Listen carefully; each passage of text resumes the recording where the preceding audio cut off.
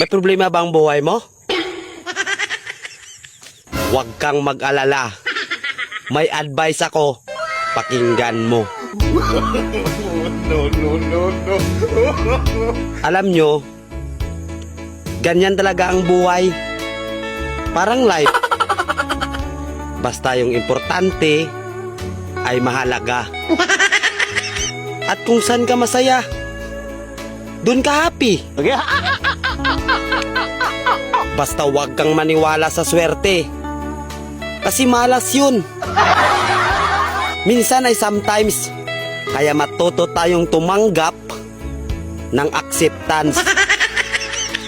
Halimbawa, for example, ang baby ay sanggol.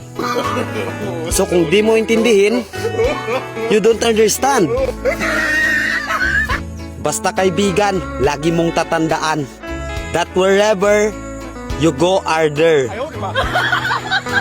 At the end of the day, ay gabi na. At alam mo, walang umaga sa Japan. Kasi lahat sila ay hapon.